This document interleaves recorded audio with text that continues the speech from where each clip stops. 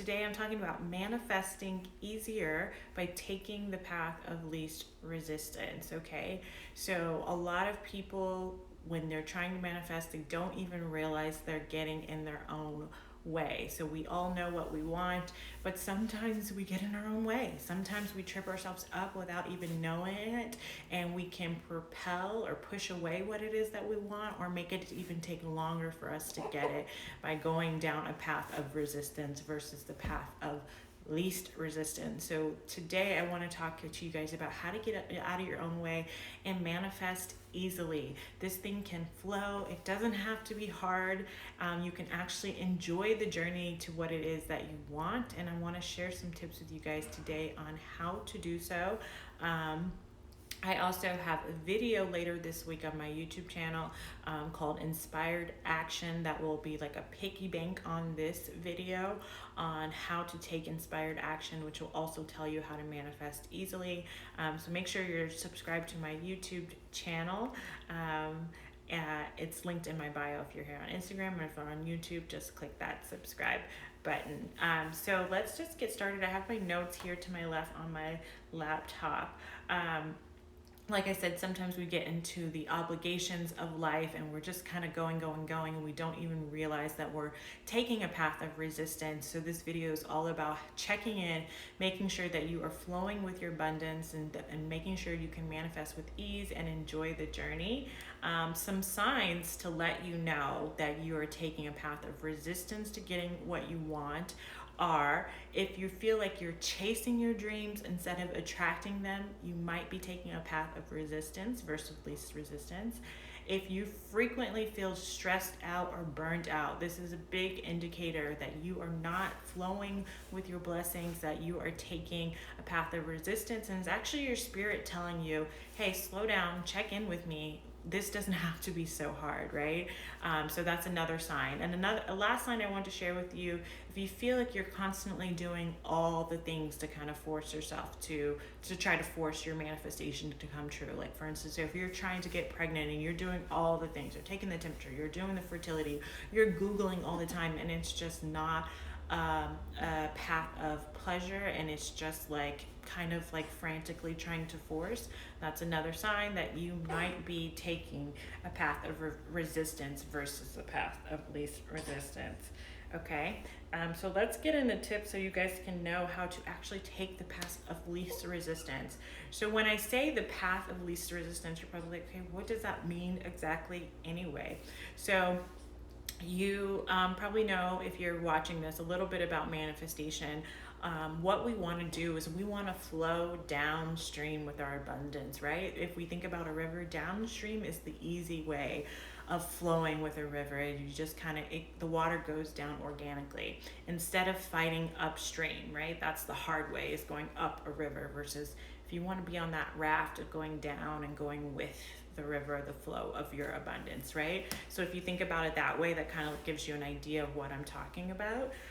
But there's sometimes, even when we're flowing downstream, some resistance that can get in our way. We can hit rocks, we can fall into little holes, we can be sitting on the side of the bank, and those are all metaphors that I'll get into a little bit more in this video. But if you just want an idea of what I'm talking about flowing with our abundance and doing so in a way that we don't have much resistance and we don't have much fight, that we're just kind of organically going with the flow and kind of attracting those blessings versus forcing them. Okay, so my first tip on taking the path of least resistance is to investigate mental resistance. So what this means is our negative thoughts, our negative emotions, and our negative beliefs. So if you listen to anything that I have done, you know that I am all about accepting our emotions, positive and negative, right?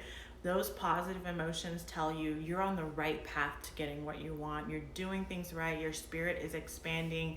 You are receiving messages from your inner God, the God that lives inside of you, that says, hey, you are on the right track when you're feeling those positive emotions. When you feel a negative emotion, it's not meant for you to avoid them. It's not meant for you to try to get rid of them. And in opposite, I want you to tune into them, accept them, and kind of investigate what they're sent here to tell you, because those emotions are direct signals. That's my coffee machine, sorry. They're direct signals from our inner spirit that either something you're thinking or something you're doing is not in alignment with what you want, okay? So if you want to fall in love, right, and you're dating someone that is not a good match for you, makes you feel bad, and maybe it's a situationship, let's say, where the guy is not claiming you, and every time you're with him, you get this feeling of inadequacy or feeling low self-esteem, right? That's your spirit sending you a message saying you're in a position right now, what you're doing, keep staying with this person that makes you feel this way, is not guiding you down a path of what you really want, which is divine love, right? Or let's say you're in a situation where you don't get a job that you want and you start feeling all these negative emotions of rejection or failure, right? That's your spirit telling you, hey, tune in. Some of those thoughts you're thinking about this situation is not leading to what you want. In fact, maybe if you, instead of thinking of it as a rejection, you thought of it as an opportunity to learn and grow, you could call that person back, right? See what you did wrong, or you could think of it, oh, that's not a place for me, and you could switch those thoughts, right? So they're signals, negative emotions, that either something you're doing or you're thinking is not in alignment with what you really want. So when you start to have resistance in that way, and that's mental resistance, negative emotions, thoughts, beliefs, I want you to investigate them and use them to serve you. Take them as a moment not to be avoided. I don't want you to go get a glass of wine or go shopping or go have meaningless sex to avoid these negative emotions. I want you to take a moment to tune into them, do the conscious work, figure out what they're sent here to teach you, and use them in a way that you can get back onto the flow with your abundance. Does that make sense? I hope it makes sense. If you have any questions, let me know and I will answer them. Okay? The second thing I want you to do is to lean into your obstacles. And I have written down here, lean into obstacles in life's challenges by searching for the lessons and opportunities for growth. So many times we have lessons sent directly here and challenges sent here to help us transform into what it is, into who it is we need to be to get what we want, right?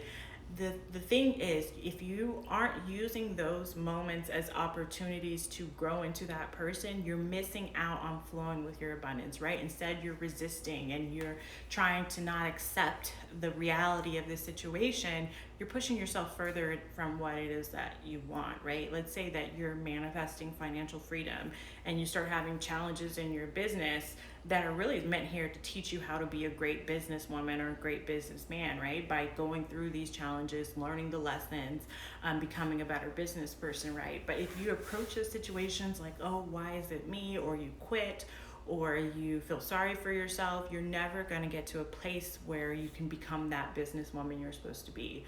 And it's really important to, the best that we can in the moment, appreciate challenges, be grateful for challenges, instead of having a breakdown, have a breakthrough, as a lot of people saying now. And I really love that saying.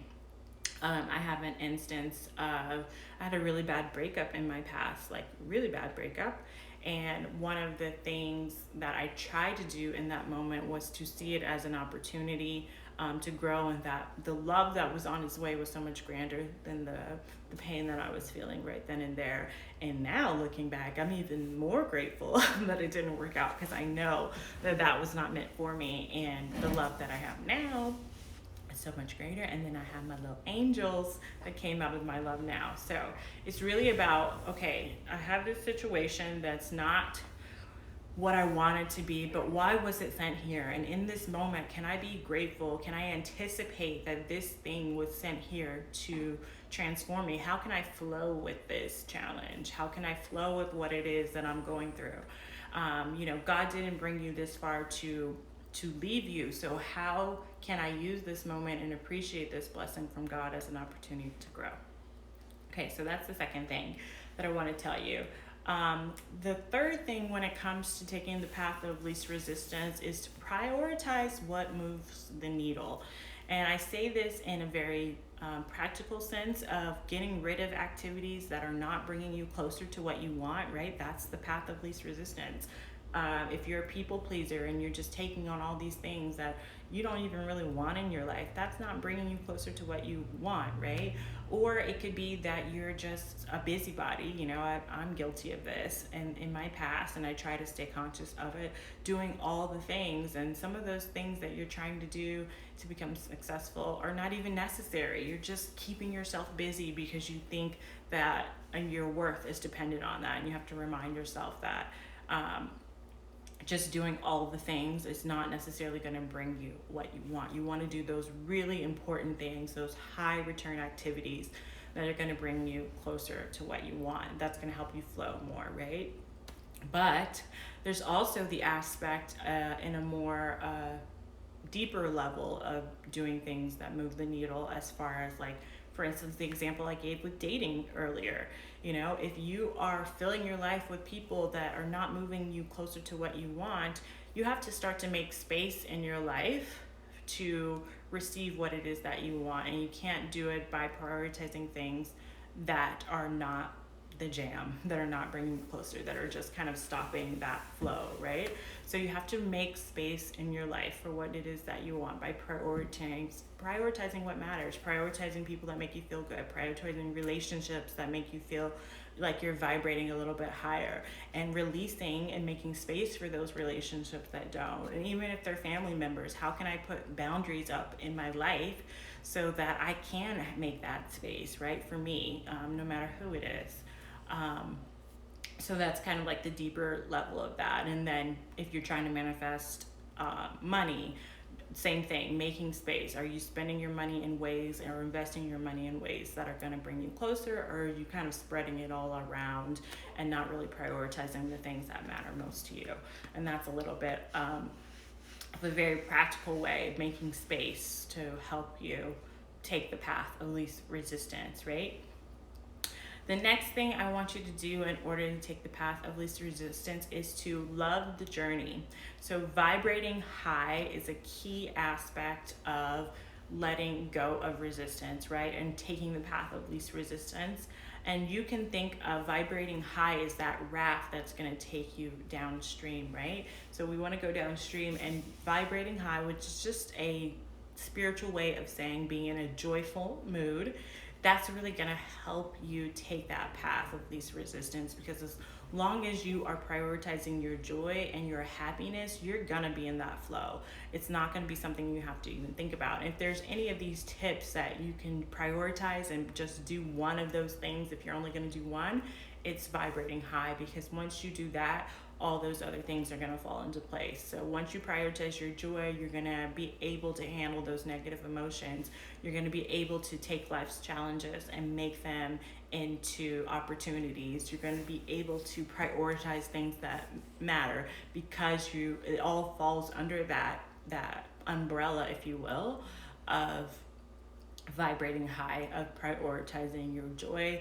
In my program, Dream Life Academy, I spend an extensive amount of time on this with my clients, because it's really important for me to set that foundation of feeling joy every single day, because that makes everything else fall into place when it comes into manifestation.